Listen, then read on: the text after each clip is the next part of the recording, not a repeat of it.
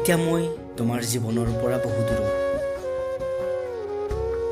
এতিয়া তুমি মোৰ অবিহনে সুখী আছা নহয়নে? মই তোমাৰ সুখী হোৱাটোৱেই বিচাৰোঁ। কিন্তু তোমাৰ কিছুমান কথাই মোক বৰ আমনি কৰে।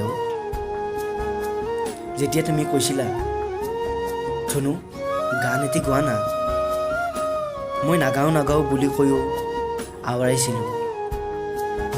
বুকু ভৰি আছে তোমালে মৰম, জানানে নাজানা তুমি, কিনো কৰি বুজাওঁ তোমাক, মনৰে কথা ক'ব লগা বহুতেই আছে।